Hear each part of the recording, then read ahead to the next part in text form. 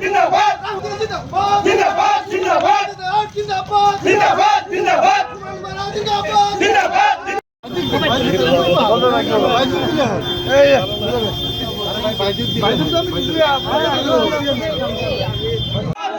রঞ্জিতদার জিন্দাবাদ জিন্দাবাদ জিন্দাবাদ রঞ্জিতদার জিন্দাবাদ জিন্দাবাদ জিন্দাবাদ গৌরব গগৈ জিন্দাবাদ জিন্দাবাদ জিন্দাবাদ জিন্দাবাদ জিন্দাবাদ জিন্দাবাদ জিন্দাবাদ জিন্দাবাদ কেতিয়াবা মিডিয়াই কিবা কৰে আমাৰ এইবিলাক কোনো বিতৰ্ক নাই।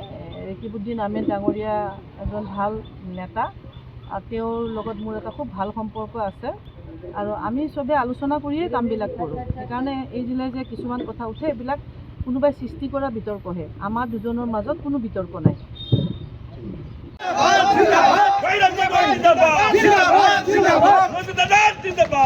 বিতৰ্ক আচলতে একো নাই। দল বুলি ক'লে এটা ৰাজনৈতিক দলো এটা পৰিয়ালৰ নিচিনা। প্ৰত্যেকৰে আৱেগ থাকে, মনত কিছুমান আশা আকাংক্ষা থাকে।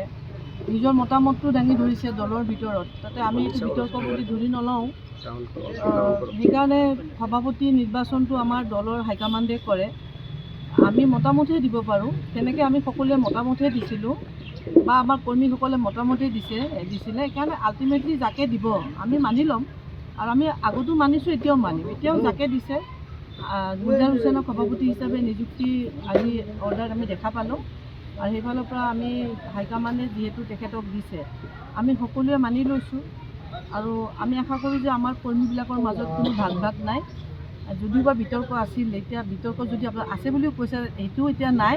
চবেই আমি সমিল মিলেৰে আমাৰ কংগ্ৰেছ পাৰ্টীক সমূহীয়া যিহেতু নতুন এটা সমষ্টিও হৈছে, এই সমষ্টিটোত যিখিনি আমাৰ দলৰ কৰ্মকৰ্তা আছে, মণ্ডলৰ কংগ্ৰেছ সভাপতিকে আদি কৰি যুৱ কংগ্ৰেছ, NSCY, সেৱা দল সকলো মিলি আমি দলটো শক্তিশালী কৰিব লাগিব আৰু অনাগত যিটো পঞ্চায়ত নিৰ্বাচন সমাগত, সেই পঞ্চায়ত নিৰ্বাচনত আমি যাতে প্ৰত্যেকখন পঞ্চায়ত আমাৰ কংগ্ৰেছ পাৰ্টী আমি জয়যুক্ত হ'ব পাৰোঁ, তাৰ কাৰণে সকলোৱে আমি সমিল মিলেৰে বুজাবুজিৰে আমি দলটো শক্তিশালী, আমি নিজৰ দায়িত্ব পালন কৰিব লাগিব। যিকোনো খবৰৰ বাবে যোগাযোগ কৰক 7099017330 লগতে 7099017110 নম্বৰত।